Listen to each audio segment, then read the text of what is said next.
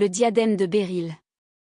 Mon cher Holmes, dis-je un matin en regardant par la fenêtre, voilà un fou qui passe dans la rue. C'est vraiment fâcheux que ses parents le laissent sortir seul. Mon ami se leva paresseusement, les mains dans les poches de sa robe de chambre, et s'approcha de moi pour regarder par-dessus mon épaule. C'était par une belle matinée de février, le froid était piquant et la neige de la veille, couvrant encore le sol, étincelait au pâle soleil d'hiver. Au milieu de la rue, elle avait été piétinée et foulée et était devenue brunâtre, mais sur les bords, et sur les tas où on l'avait rejetée pour dégager les trottoirs, elle était immaculée. Les dalles grises avaient été balayées et grattées, mais restaient très glissantes, de sorte qu'on évitait d'y passer.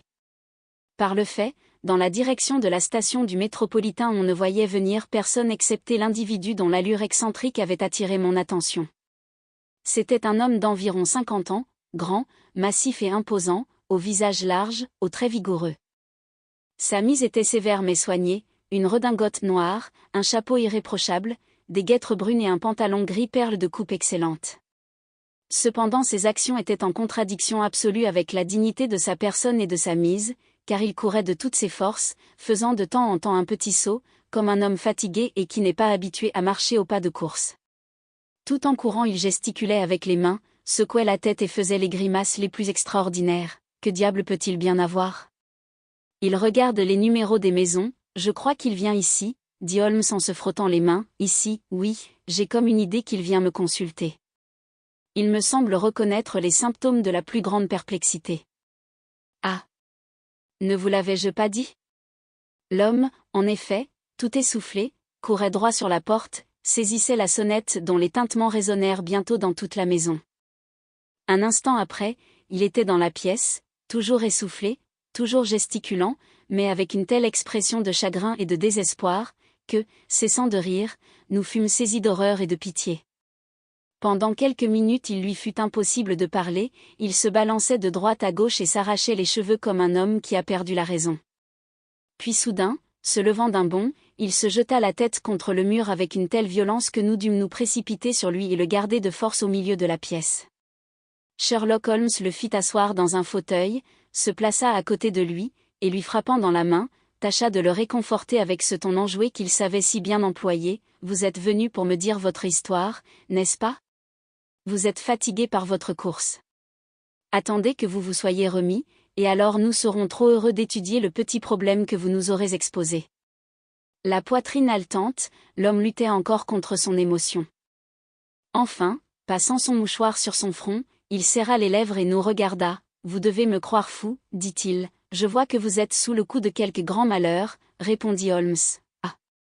Dieu sait, un malheur si soudain et si terrible que c'est à en devenir fou. J'aurais pu supporter un déshonneur public, quoique je sois un homme dont la réputation n'a jamais subi la moindre atteinte. J'aurais pu supporter un malheur de famille, car c'est le lot de tout homme, mais les deux réunis, et sous une forme aussi terrible. C'est trop. Mon cœur en est brisé. Et puis, je ne suis pas seul en jeu, les plus grands personnages du royaume peuvent en pâtir, si on ne trouve pas moyen d'arranger cette horrible affaire. Remettez-vous, monsieur, dit Holmes, et veuillez me dire exactement qui vous êtes et ce qui vous est arrivé. Mon nom, répondit notre hôte, vous est probablement connu. Je suis Alexandre Holder, de la maison de banque Holder et Stevenson, de Threadneedle Street. Le nom m'était en effet connu, pour être celui du principal associé de l'une des plus importantes banques particulières de la cité. Que pouvait-il donc être arrivé, pour mettre en ce pénible état un des premiers citoyens de Londres? Notre curiosité était excitée au dernier point. Enfin, notre visiteur fit un nouvel effort et commença ainsi son histoire. « Je sens que le temps est précieux, dit-il, c'est pourquoi je me suis hâté de venir quand l'inspecteur de police m'a eu suggéré l'idée d'obtenir votre coopération. J'ai sauté dans le métropolitain et de la gare je suis venu à pied en courant parce que les fiacres ne vont pas vite par cette neige. Voilà pourquoi je suis si essoufflé, car je n'ai pas l'habitude de faire beaucoup d'exercices. Je me sens mieux maintenant, et je vais vous exposer les faits succinctement, mais aussi clairement que possible. Vous savez, naturellement, que pour réussir en matière de banque, il est aussi important de trouver de bons placements pour nos fonds, que d'augmenter nos relations et notre clientèle de déposants. Un des placements les plus lucratifs est le prêt d'argent contre une garantie sûre. Nous avons fait beaucoup de prêts de ce genre pendant ces dernières années, et il y a beaucoup de nobles familles à qui nous avons avancé de grosses sommes contre le dépôt de leurs tableaux, de leur bibliothèque ou de leur vaisselle plate. Hier matin, j'étais dans mon cabinet à la banque, quand on m'apporta une carte de visite. Je bondis en lisant le nom, car c'était celui. Mais, même vis-à-vis de vous, il faut être discret et je me contenterai de vous dire que c'était un nom universellement connu, un des premiers d'Angleterre. Étourdi par cet honneur, je balbutiai quelques mots à mon visiteur lorsqu'il parut, mais lui entra immédiatement en matière de l'air d'un homme qui veut en finir le plus vite possible avec une affaire désagréable. « Monsieur Holder, dit-il, on m'a dit que vous faisiez des avances d'argent ? La maison y consent quand la garantie est bonne, j'ai absolument besoin d'avoir 50 000 livres tout de suite. Je pourrais évidemment en emprunter 10 fois autant à mes amis, mais je préfère de beaucoup avoir recours à une banque, et faire l'affaire moi-même. Dans ma position vous comprendrez qu'il n'est pas agréable de devenir l'obligé d'autrui. Pour combien de temps avez-vous besoin de cet emprunt ? Lundi prochain, une grosse somme m'est due, et je vous rembourserai sûrement avec l'intérêt que vous aurez fixé. Mais il est tout à fait essentiel que j'aie l'argent sur l'heure. Je serais heureux de vous en faire l'avance de mes propres fonds sans plus de pourparlers, si la somme n'était pas vraiment un peu trop forte. D'un autre côté, si je la fais au nom de la maison, je dois à mon associé de prendre, même avec vous, toutes les garanties d'usage, c'est bien ainsi que je l'entends, dit-il, en prenant un grand écrin de maroquin noir qu'il avait déposé à côté de sa chaise. Vous avez sans doute entendu parler du diadème de Beryl ? Un des plus précieux joyaux de la couronne, justement. Il ouvrit l'écrin, et me montra, ressortant sur un beau velours couleur de chair, le magnifique bijou qu'il avait désigné, il y a 39 énormes Beryl, et le prix de la monture en or est incalculable. L'estimation la plus basse équivaudrait au double de la somme que je vous demande, je vous laisserai ce diadème en garantie. Je pris la précieuse boîte entre mes mains, et je regardai avec une certaine perplexité mon illustre visiteur. Vous doutez de sa valeur, dit-il. Pas du tout. Je me demande seulement, si je n'ai pas tort de vous donner ce gage ? Vous pouvez être tranquille là-dessus. Je n'y aurais pas songé un instant s'il n'était absolument certain que je pourrais vous le reprendre dans 4 jours. Ce n'est qu'une question de forme, trouvez-vous le gage suffisant ? Amplement, vous comprenez, monsieur Holder, que je vous donne une grande preuve de confiance et cette confiance est basée sur tout ce qu'on m'a dit de vous. Je compte que non seulement vous serez discret et empêcherez tout racontard là-dessus, mais surtout que vous prendrez les plus grandes précautions pour que le bijou soit en sûreté. Il est inutile de vous dire que si le moindre accident arrivait à ce joyau, cela produirait un gros scandale. Et le moindre accident serait aussi grave que la perte totale, car il n'y a pas au monde de Beryl comparable à ceci. Néanmoins, je vous laisse le diadème en toute confiance, et je viendrai moi-même le reprendre lundi matin. Voyant mon client pressé de partir, je crus inutile de répondre, et appelant mon caissier, je lui donnai l'ordre de verser 50 billets de 1000 livres. Lorsque je me retrouvai seul, ensuite, avec le précieux écrin sur la table devant moi, je ne pus m'empêcher de trembler un peu en présence de l'immense responsabilité que j'avais assumée. Il était bien certain que ce bijou étant un bien national, un horrible scandale éclaterait si malheur lui arrivait. Je regrettais déjà d'avoir consenti à m'en charger. Néanmoins il était trop tard pour revenir là-dessus, je l'enfermai dans mon coffre-fort particulier, et je me remis au travail. Quand vint le soir, il me sembla imprudent de laisser derrière moi au bureau un objet aussi précieux. Des coffres-forts de banquiers ont déjà été forcés, et qui prouvaient que le mien ne le serait pas ? Dans ce cas, quelle terrible position que celle où je me trouverais. Je résolus donc d'emporter l'écrin chaque jour, de façon à ce qu'il fût toujours réellement sous ma main. À cet effet, je hélai un fiacre, et je rentrai chez moi à Streatham avec le précieux bijou. Je ne respirai à l'aise que lorsque je l'eus déposé sûreté au premier étage et que je l'eus enfermé dans le bureau de mon cabinet de toilette. Et maintenant un mot sur ma maison, monsieur Holmes, car je désire que vous vous rendiez bien compte de la situation. Mon valet de chambre et mon groom couchent au dehors, et ils sont hors de cause. J'ai 3 domestiques femmes qui sont chez moi depuis des années et dont l'honnêteté absolue est au-dessus de tout soupçon. Une autre, Lucy Poe, la seconde femme de chambre, n'est à mon service que depuis quelques mois. Elle avait d'excellents certificats, et j'ai été jusqu'ici parfaitement satisfait d'elle. C'est une très jolie fille, dont les admirateurs ont été vus plus d'une fois aux abords de chez moi. Mais je crois toutefois que cette fille est honnête dans toute l'acception du mot. Voilà pour les domestiques. Ma famille elle-même est si réduite que la description n'en sera pas longue. Je suis veuf et je n'ai qu'un fils, Arthur. Il a été une déception pour moi, monsieur Holmes, une triste déception. Certainement je ne suis pas sans reproche. On dit que je l'ai gâté. C'est bien possible. Quand j'eus perdu ma femme bien-aimée, cet enfant était tout ce qui me restait au monde. Je ne pouvais supporter de le voir soucieux un seul instant. Je ne lui ai jamais rien refusé. Peut-être aurait-il mieux valu pour nous deux que j'eusse été plus sévère, et si je n'ai pas réussi à le bien élever, du moins avais-je bonne intention. Je désirais naturellement qu'il me succédât à la banque, mais il n'avait pas l'esprit tourné aux affaires. Il était violent, entêté, pour dire la vérité, je ne pouvais lui confier de grosses sommes d'argent.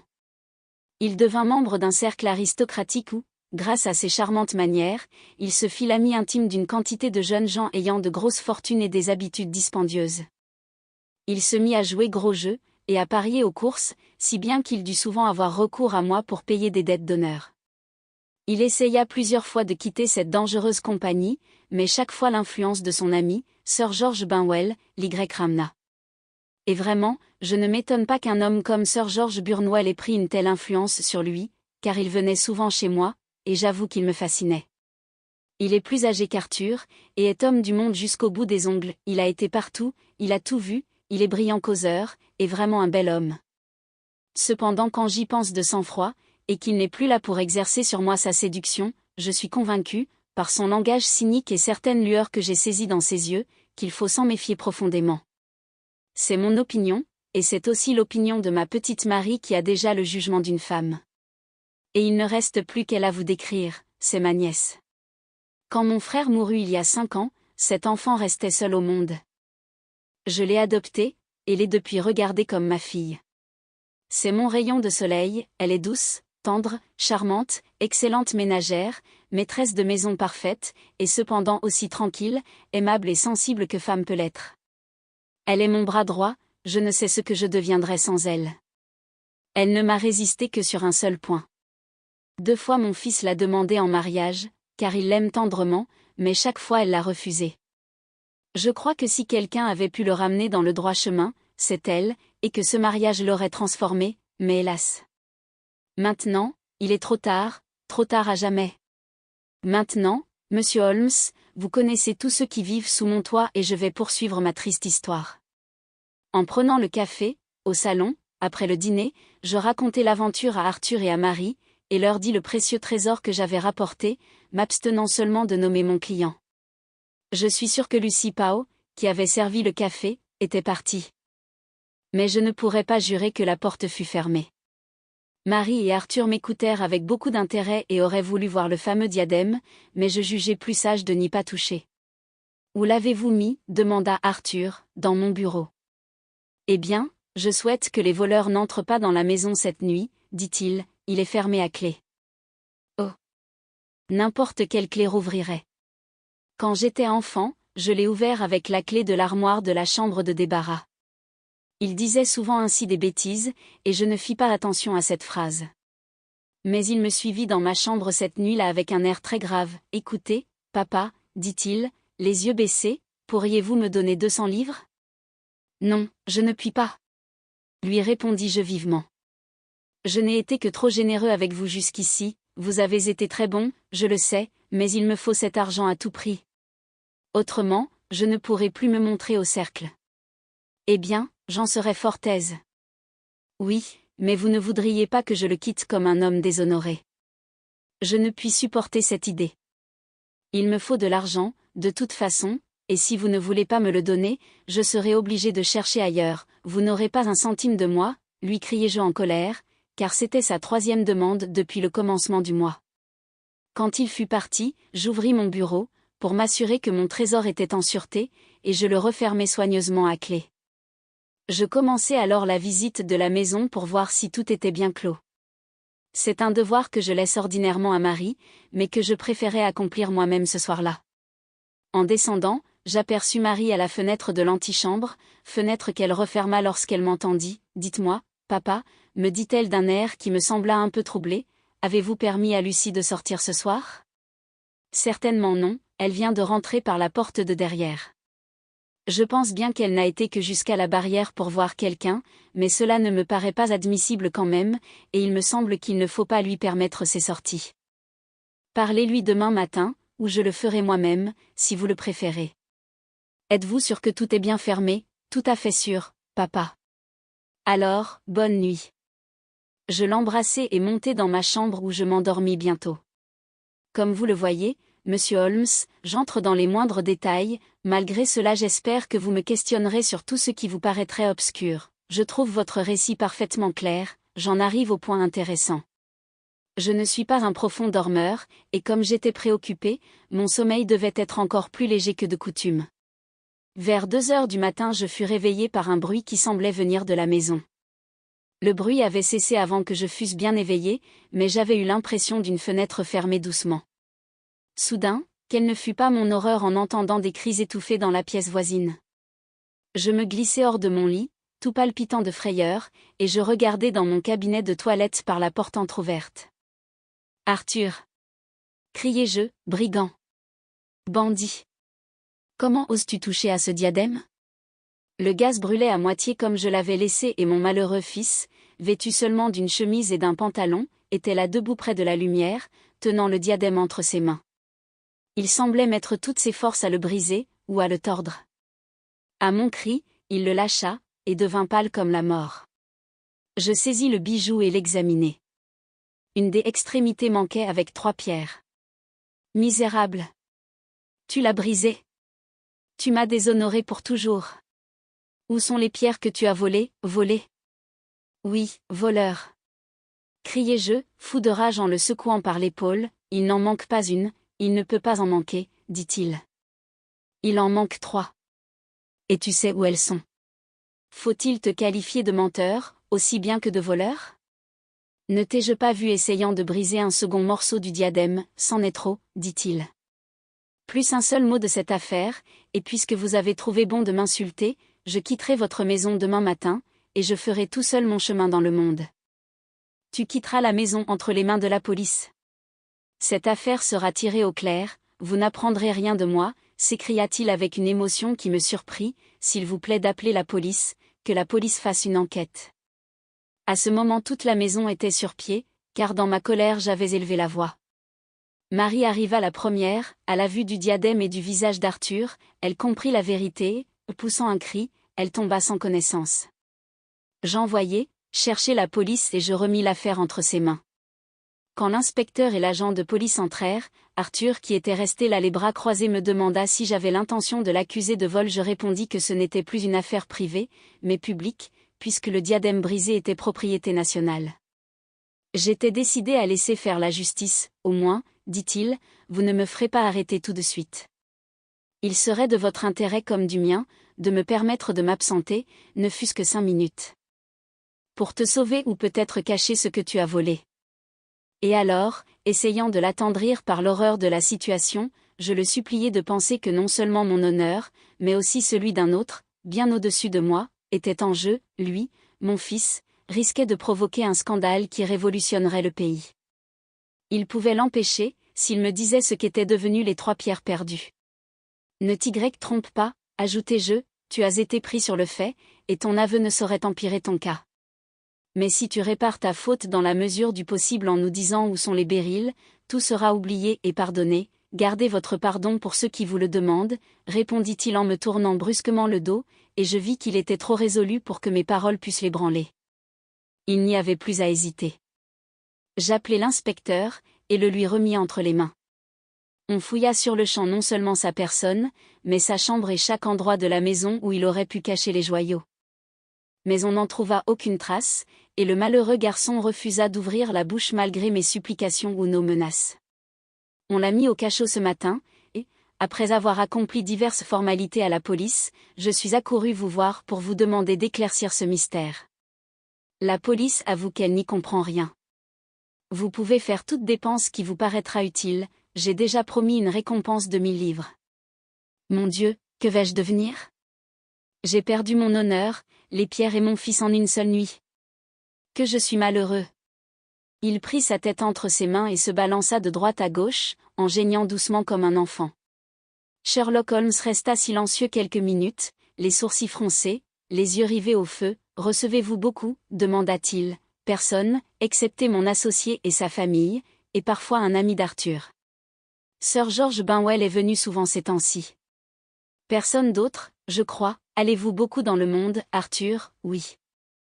Mais Marie et moi nous restons à la maison. Aucun de nous deux ne tient à sortir, c'est rare chez une jeune fille, elle a déjà 24 ans et est d'une nature tranquille. D'après vous, cette affaire l'a beaucoup émue. Oui, elle est même plus affectée que moi. Aucun de vous deux n'a de doute sur la culpabilité de votre fils. Comment pourrions-nous en avoir, puisque je l'ai vu, de mes propres yeux, avec le diadème entre les mains? Je ne considère pas cela tout à fait comme une preuve décisive. Est-ce que le reste du diadème était abîmé? Oui, il était tordu. Ne pensez-vous pas qu'il essayait peut-être de le redresser? Oh! Dieu vous bénisse. Vous faites ce que vous pouvez pour moi et pour lui. Mais c'est une trop lourde tâche. D'abord, qu'avait-il à faire là? Si c'était dans un but innocent, que ne l'a-t-il dit, justement? Et s'il était coupable, pourquoi n'a-t-il pas inventé une histoire? Son silence peut être interprété de deux façons. Il y a différents points bien singuliers dans cette affaire. Qu'est-ce que la police a pensé du bruit qui vous a réveillé? Ils disent que c'est probablement Arthur fermant sa porte, bien invraisemblable. Comme si un homme sur le point de commettre une telle félonie fermerait sa porte de manière à réveiller toute une maison. Que disent-ils de la disparition des pierres? On sonde encore les planchers et les meubles dans l'espoir de les trouver. Ont-ils pensé à chercher au dehors? Oui. Oh! Ils ont montré une activité extraordinaire. Tout le jardin a été minutieusement examiné. Voyons, mon cher monsieur, est-ce qu'il ne vous saute pas aux yeux que cette affaire est bien plus mystérieuse qu'elle n'a paru tout d'abord à la police, ou à vous? Cela vous a semblé simple au début. Pour moi, c'est au contraire complexe. Voyez ce qu'implique votre théorie. Vous supposez que votre fils est sorti de son lit, est entré, à grand risque, dans votre cabinet de toilette, a ouvert votre bureau, a pris le diadème, en a cassé une partie étalée dans quelque autre endroit, et y a caché 3 des 39 pierres, avec tant d'habileté que personne ne peut les trouver. Qu'il est ensuite retourné avec les 36 autres pierres dans cette pièce où il avait toutes les chances possibles d'être découvert. Je vous le demande, une telle théorie est-elle soutenable? Alors, quelle est la vôtre? Dit le banquier avec désespoir. S'il n'avait pas de mauvaises intentions, pourquoi ne s'explique-t-il pas? C'est à nous de trouver la raison de ce silence, répliqua Holmes. Si vous le voulez bien, monsieur Holder, nous irons ensemble à Streatham, et nous passerons une heure à examiner les lieux. Mon ami insista pour que je fisse partie de l'expédition, ce que je désirais vivement, car ma curiosité et ma sympathie étaient vivement excitées par l'histoire que nous venions d'entendre. J'avoue que la culpabilité du fils du banquier me paraissait aussi évidente qu'à son pauvre père, mais j'avais tant de confiance dans le jugement de Holmes que je me reprenais à espérer avec lui. Il ne dit pour ainsi dire pas un mot pendant tout le trajet, il resta plongé dans les plus profondes réflexions, la tête penchée sur la poitrine, le chapeau baissé sur les yeux. Notre client semblait avoir repris un peu courage à la lueur d'espoir qu'on lui avait donnée, et il causa même un peu avec moi de son affaire. Un court trajet en chemin de fer, une promenade à pied plus courte encore, nous amenèrent à Fairbank, la modeste résidence du grand financier. Fairbank était une maison carrée assez grande, en pierre blanche, située à quelque distance de la route. Une double allée carrossable, autour d'une pelouse toute blanche de neige, conduisant à 2 larges grilles de fer. À droite était un petit guichet en bois, d'où un sentier étroit bordé de haies conduisait à la porte de la cuisine, c'était l'entrée des fournisseurs. À gauche, une ruelle menant aux écuries, mais cette ruelle était en dehors de la propriété, et publique, quoique peu fréquentée. Holmes nous quitta à la porte et fit lentement le tour de la maison, puis il gagna la rue, revint par le sentier des fournisseurs au jardin situé derrière la maison et par les écuries arriva à la ruelle. Il resta si longtemps absent que M. Holder et moi nous nous installâmes près du feu dans la salle à manger, pour attendre son retour. Nous étions là depuis un instant, quand la porte s'ouvrit, et une jeune fille entra. Elle était d'une taille plutôt au-dessus de la moyenne, mince, avec des yeux et des cheveux foncés, ressortant vivement sur son teint blanc et transparent. Je ne crois pas avoir jamais vu pareille pâleur chez une femme. Ses lèvres même étaient blanches, et ses yeux étaient rougis par les larmes. En la voyant entrer silencieusement dans la pièce, elle me sembla porter la trace d'un chagrin encore plus intense que celui du banquier, cela frappait d'autant plus qu'elle semblait une femme de caractère, possédant une force d'âme peu commune. Sans s'inquiéter de ma présence, elle vint droit à son oncle et lui passa la main sur la tête, en une caresse bien féminine. « Vous avez donné l'ordre de faire lâcher Arthur, n'est-ce pas, oncle ? Non, non, mon enfant, il faut que cette affaire soit éclaircie à fond, mais je suis sûre qu'il est innocent. Ce n'est, il est vrai, qu'un instinct de femme. Je sens qu'il n'a rien fait de mal, et que vous regretterez d'avoir agi si durement. Pourquoi refuse-t-il de parler, s'il est innocent, qui sait ? Peut-être par colère d'être soupçonné, comment ne pas le soupçonner, en lui voyant le diadème entre les mains, oh ! Il l'avait seulement pris pour le regarder. Je vous en supplie, croyez-moi, il est innocent. Laissez tomber l'affaire, et qu'on n'en parle plus. C'est si horrible de penser que notre Arthur est en prison, je n'arrêterai les recherches que quand les pierres auront été trouvées, pas avant, Marie. Votre affection pour Arthur vous aveugle au point que vous en oubliez les conséquences terribles qui résulteront pour moi de cette affaire. Bien loin d'étouffer les choses, j'ai amené de Londres une personne qui m'aidera à pousser les recherches encore plus loin. C'est monsieur ici présent, demanda-t-elle, en se retournant vers moi. Non, son ami. Il nous a prié de le laisser seul. Il a fait le tour de la maison par la ruelle des écuries. La ruelle ? Les noirs sourcils se froncèrent. Que espère-t-il trouver par là ? Ah ! C'est lui, je suppose. J'espère, monsieur, que vous réussirez à prouver, ce dont j'ai la conviction, que mon cousin Arthur est innocent de ce crime. Je partage tout à fait votre opinion, répondit Holmes, en allant secouer la neige de ses chaussures sur le paillasson. Je crois que j'ai l'honneur de parler à Miss Mary Holder. Pourrais-je vous poser une ou deux questions, je vous en prie, monsieur, si cela peut servir à éclaircir cette triste affaire. Vous n'avez rien entendu la nuit dernière, rien, jusqu'à ce que mon oncle éleva la voix. Je l'entendis et je descendis aussitôt. C'est vous qui aviez fermé les fenêtres et les portes le soir. Aviez-vous assujetti toutes les fenêtres ? Oui. L'était-elle encore ce matin ? Oui. Une de vos femmes de chambre a un amoureux ? Je crois que vous avez dit à votre oncle hier au soir qu'elle était sortie pour le rencontrer. Oui, et c'est elle-même qui avait servi le thé au salon, et qui avait pu entendre mon oncle parler du diadème. J'y suis. Vous en déduisez qu'elle peut être sortie pour avertir son amoureux et qu'ils ont pu, à eux deux, organiser le vol. Mais à quoi bon toutes ces conjectures ? S'écria le banquier avec impatience, quand je vous dis que j'ai vu Arthur avec le diadème entre ses mains. Attendez un peu, monsieur Holder. Nous y reviendrons. Et pour cette fille, Miss Holder, vous l'avez vue rentrer par la porte de la cuisine, je présume, oui, quand j'allais voir si la porte était bien fermée pour la nuit, je la trouvai qui se glissait à l'intérieur. J'aperçus aussi l'homme dans l'obscurité. Le connaissez-vous ? Oh, oui, elle, c'est le marchand qui nous apporte les légumes. Il s'appelle Francis Prosper. Il se tenait, dit Holmes, à gauche et à une certaine distance de la porte. Oui, à gauche, et il a une jambe de bois.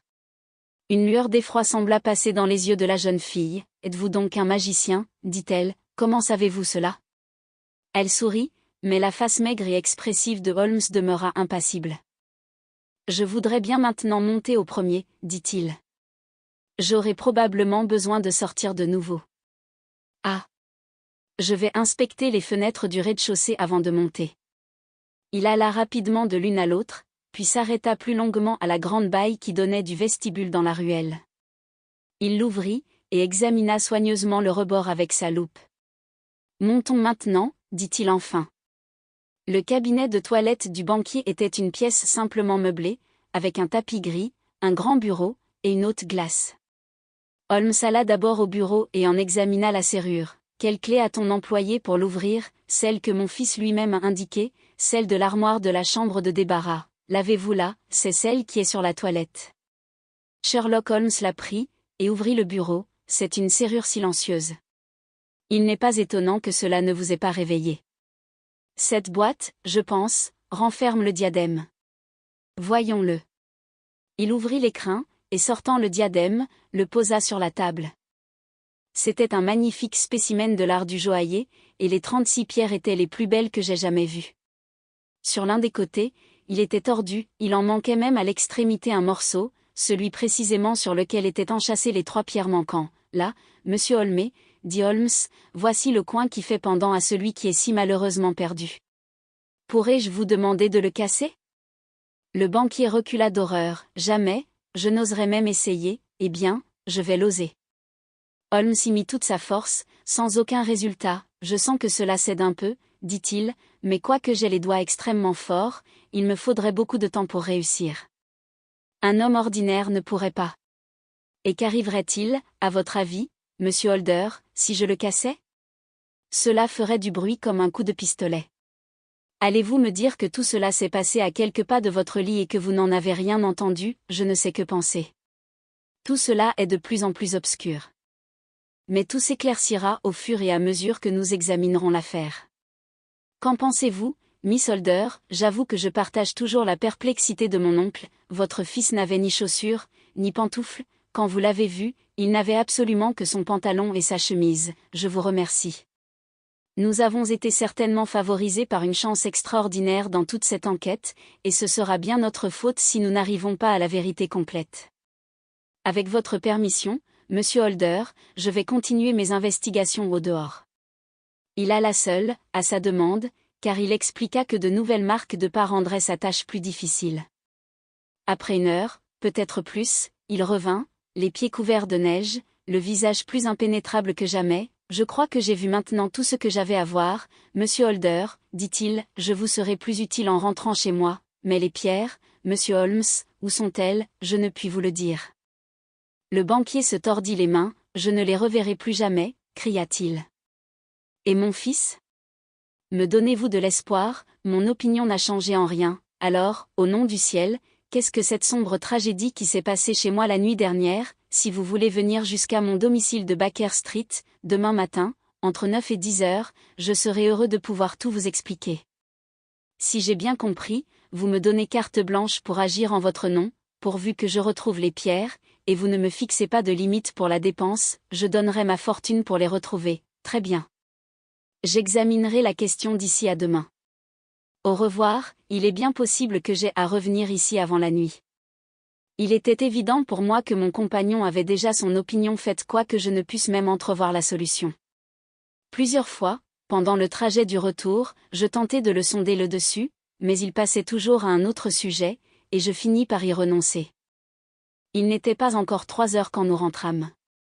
Il alla droit à sa chambre, et en ressortit au bout de quelques minutes, habillé comme un vulgaire vagabond, avec son collet relevé, sa veste luisante aux coutures, son foulard rouge, et ses bottines usées. Il en était le type accompli. Je crois que cela ira, dit-il en jetant un coup d'œil sur la glace au-dessus de la cheminée. Je voudrais que vous puissiez venir avec moi, Watson, mais je crains que ce ne soit nuisible. Suis-je sur la vraie piste ou n'est-ce qu'un leurre? En tout cas je le saurai bientôt. J'espère revenir sous peu. Il alla au buffet, se coupa une tranche de bœuf, qu'il plaça en sandwich entre 2 morceaux de pain, et mettant ce repas grossier dans sa poche, il partit en expédition. Je venais de prendre mon thé de 5 heures quand il revint, de fort bonne humeur, et en tenant au bout des doigts une vieille bottine à élastique. Il la jeta dans un coin, et se servit une tasse de thé. Je ne suis entré qu'en passant, dit-il. Je continue, où cela? Oh. De l'autre côté de West End. Je serai peut-être absent quelque temps. Ne m'attendez surtout pas, et comment cela va-t-il? Oh. Comme cela. Je n'ai pas à me plaindre. Je suis retourné à Streatham depuis que je vous ai quitté, mais sans entrer dans la maison. C'est un charmant petit problème que je suis bien heureux d'avoir eu à résoudre. Mais je n'ai pas le temps de bavarder, je vais ôter ces vêtements de douteuse apparence, et redevenir mon très respectable moi-même. Je voyais bien à ses manières qu'il avait de meilleures raisons d'être satisfait qu'il ne le disait. Ses yeux pétillaient et ses joues, si blêmes d'ordinaire, étaient légèrement colorées. Il monta chez lui rapidement. Quelques minutes plus tard j'entendis fermer violemment la porte de la rue. Il était reparti pour cette chasse qui le passionnait à un si haut degré. Je l'attendis jusqu'à minuit, et ne le voyant pas venir, je rentrai dans ma chambre. Je l'avais souvent vu rester dehors plusieurs jours et plusieurs nuits de suite, lorsqu'il était sur une piste chaude, de sorte que son retard ne m'étonna pas. Je ne sais pas à quelle heure il rentra, mais quand je descendis déjeuner, le lendemain matin, il était là, aussi frais et dispos que possible, une tasse de café d'une main, son journal de l'autre. Vous m'excuserez d'avoir commencé sans vous, Watson, me dit-il, mais vous vous rappelez que notre client doit venir d'assez bonne heure ce matin. C'est vrai qu'il est déjà 9 heures passées, répondis-je. Je crois même que le voilà. Il me semble avoir entendu sonner. C'était en effet notre ami le financier. Je fus frappé du changement qui s'était fait en lui, car son visage, naturellement large et massif, était comme réduit et ratatiné, ses cheveux semblaient même avoir blanchi. Il entra avec une paresse et une léthargie qui étaient encore plus pénibles à voir que sa violence de la veille, et il tomba lourdement dans le fauteuil que je lui avançai. « Je ne sais pas ce que j'ai fait pour être si cruellement éprouvé, dit-il. Il y a 2 jours seulement, j'étais un homme heureux et prospère, sans un souci au monde. Aujourd'hui il ne me reste plus qu'une vieillesse solitaire et déshonorée. Il y a chez moi malheur sur malheur. Ma nièce Marie m'a abandonné, oui. Son lit n'a pas été défait cette nuit, sa chambre était déserte ce matin, et il y avait une lettre pour moi sur la table du vestibule. Je lui avais dit hier, tristement, mais sans colère, que si elle avait épousé mon fils tout ceci ne serait pas arrivé. C'était une parole irréfléchie. C'est à cela qu'elle fait allusion dans sa lettre. Mon oncle chéri, je sens que j'ai été la cause de votre malheur et que si j'avais agi différemment tout cela ne serait pas arrivé. Je ne puis plus jamais, avec cette idée, être heureuse sous votre toit, et il faut que je vous quitte pour toujours. Ne vous inquiétez pas de mon avenir, il est assuré, et surtout, ne me cherchez pas, ce serait peine perdue, et un mauvais service à me rendre. À la vie, à la mort, je suis toujours votre affectionnée. Marie, qu'est-ce que cette lettre veut dire, monsieur Holmes? Croyez-vous qu'elle indique un suicide? Non, non, pas du tout, et c'est peut-être la meilleure des solutions.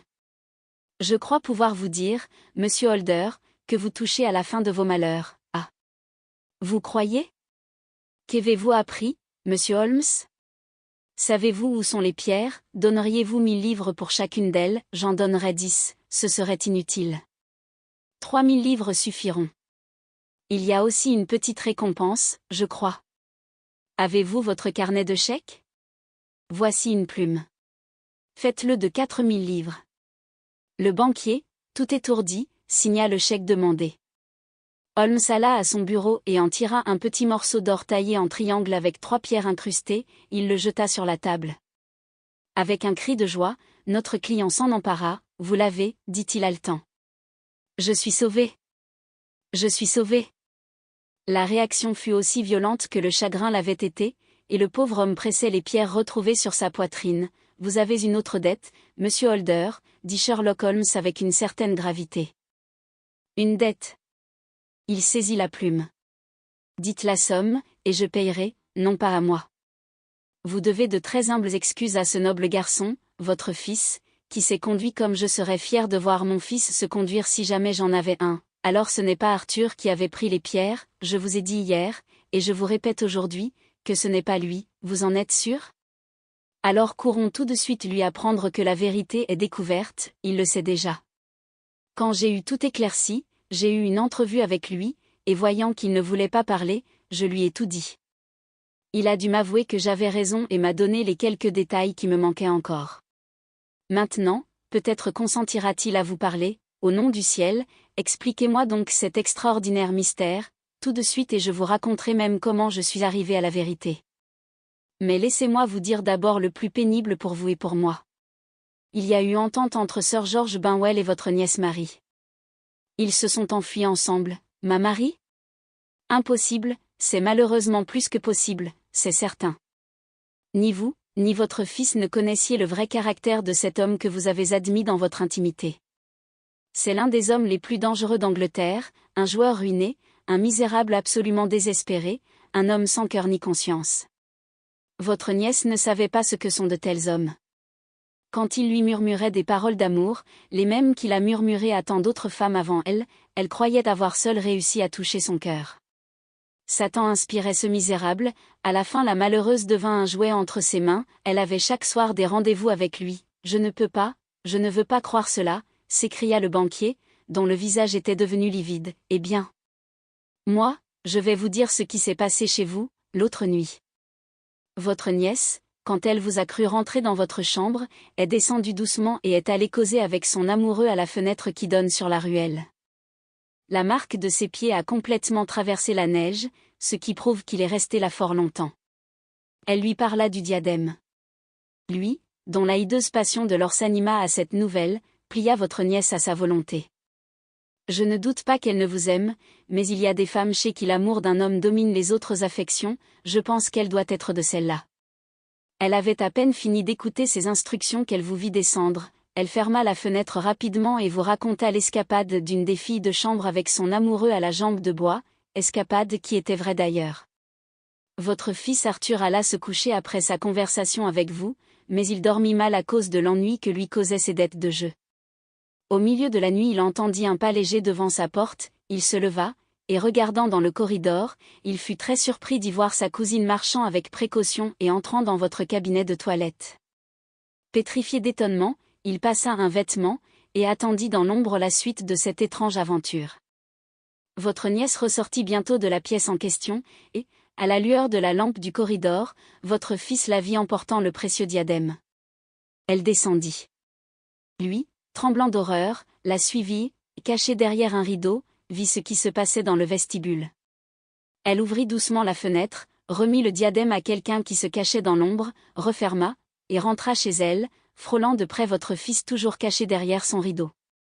Tant qu'elle était là, il ne pouvait rien faire sans perdre la femme qu'il aimait. Mais dès qu'elle eut disparu, il comprit quel malheur terrible c'était pour vous, et quelle importance il y avait à le conjurer. Il se précipita, tel qu'il était, nu-pieds, à la fenêtre, sauta dans la neige, et courut dans la ruelle, où il apercevait une ombre au clair de lune. Sir George Burnwell chercha à s'enfuir, mais Arthur le rattrapa, il y eut une lutte entre eux, votre fils tirant le diadème d'un côté, et son adversaire de l'autre. Dans la mêlée, il frappa Sir George et le blessa au-dessus de l'œil. Quelque chose céda soudain, et votre fils, serrant le diadème entre ses mains, se sauva, ferma la fenêtre et remonta chez vous.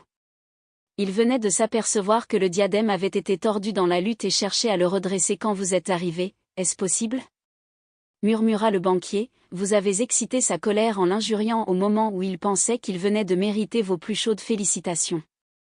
Il ne pouvait dire la vérité sans trahir quelqu'un qui certainement ne méritait pas tant de considération. Mais il prit le parti le plus chevaleresque, et garda son secret, et c'est pour cela qu'elle fondit en larmes et s'évanouit en voyant le diadème, s'écria M. Holder. Oh, mon Dieu! Quel fou aveugle j'ai été! Et il demandait la permission de sortir 5 minutes. Le cher enfant voulait chercher si le morceau brisé n'était pas tombé à terre. Comme je l'ai faussement et cruellement jugé, quand j'arrivai à la maison, continua Holmes, j'en fis le tour très soigneusement pour voir si quelques traces dans la neige pourraient m'éclairer.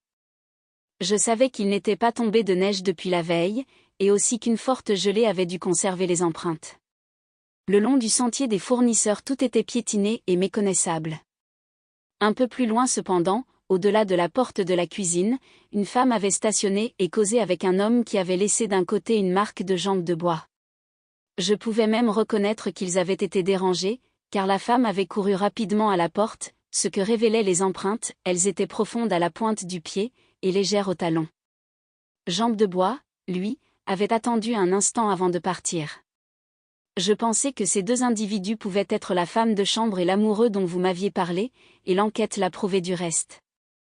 Je parcourus le jardin sans rien trouver que des pistes tracées au hasard et qui devaient provenir de la police, mais dans la ruelle menant aux écuries, une longue et complexe histoire était écrite dans la neige. Il y avait une double piste de pas d'un homme chaussé, et une seconde double piste provenant d'un homme qu'à ma joie je reconnus avoir été nu-pieds. Je fus tout de suite convaincu, d'après ce que vous m'aviez dit, que cet homme n'était autre que votre fils. Le premier avait marché à l'aller et au retour, mais l'autre avait couru rapidement, et ses marques recouvrant parfois celles du premier, il était évident qu'il l'avait suivi. Je remontai cette piste et elle me conduisit à la fenêtre du vestibule, où l'homme aux bottines avait fait fondre la neige, preuve qu'il avait séjourné là assez longuement. Ensuite je repris mon contre-pied, jusqu'à environ 100 mètres dans la ruelle. Là les bottines avaient fait face à l'ennemi, la neige avait été piétinée comme dans une lutte, et quelques gouttes de sang me montraient que je ne m'étais pas trompé. L'homme aux bottines avait encore couru dans la ruelle, et de nouvelles traces de sang montraient que c'était lui qui avait été blessé. Lorsque j'arrivai à la grande route, les traces se perdaient, le trottoir ayant été balayé. En entrant dans la maison, j'avais examiné, à la loupe, vous vous le rappelez, le rebord et la boiserie de la fenêtre du vestibule. Je pus distinguer le contour d'un pied humide, rentrant. Je pouvais dès lors me former une opinion sur ce qui s'était passé. Un homme s'était posté à la fenêtre, quelqu'un lui avait apporté le diadème, votre fils avait entendu du bruit, ayant vu ce qui se passait, avait poursuivi le voleur, il avait lutté avec lui, chacun tirant de son côté sur le joyau de toutes ses forces, c'est ainsi qu'ils avaient pu réussir à le briser. Ensuite, votre fils était revenu avec sa prise, mais non sans en laisser un fragment entre les mains de son adversaire. Jusque-là, rien de plus clair. Restait à savoir qui était l'homme, et qui lui avait apporté le diadème? J'ai depuis longtemps pour principe que quand vous avez exclu l'impossible, ce qui reste, quelque improbable que ce soit, est pourtant la vérité. Je savais que ce n'était pas vous qui aviez apporté le diadème au dehors, il ne restait donc que votre nièce et les domestiques. Mais si c'étaient les domestiques, pourquoi votre fils se serait-il laissé accuser à leur place? Il n'y avait aucune raison pour cela. Tandis qu'il y avait dans son amour pour sa cousine une excellente raison de garder le secret, d'autant plus que ce secret entraînait le déshonneur. Lorsque je me rappelai que vous aviez vu la jeune fille à la fenêtre, et qu'elle s'était évanouie en revoyant le diadème, ma conjecture devint une certitude. Et quel pouvait être son complice? Un amoureux évidemment, le seul être qui pût lui faire oublier l'affection et la reconnaissance qu'elle vous devait. Je savais que vous sortiez peu, et que votre cercle d'amis était très restreint. Mais parmi eux était Sir George Burnwell. J'avais entendu parler de lui comme d'un homme de mauvaise réputation. L'homme aux bottines ne pouvait être que lui, les bijoux devaient être entre ses mains. Même reconnu par Arthur, il pouvait se croire en sûreté, car il était impossible que votre fils le dénonçât sans compromettre sa propre famille. Maintenant, vous devinez facilement les moyens que j'employais. J'allai sous le déguisement d'un vagabond à la maison de Sir George, je fis la connaissance de son valet de chambre, qui m'apprit que son maître s'était blessé à la tête la nuit précédente, et, pour 6 shillings, j'acquis une preuve irrécusable en achetant une paire de ses vieilles chaussures. Je les apportai à Streatham, et vis qu'elles s'adaptaient exactement aux marques que j'avais constatées dans la neige. J'ai vu un vagabond de mauvaise tournure dans la ruelle, hier après-midi, précisément. C'était moi.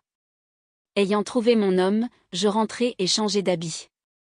Mais le plus délicat restait encore à faire, il ne fallait pas de poursuite, pour éviter le scandale, et je savais qu'un misérable aussi retors que Sir George comprendrait ce qui nous liait les mains.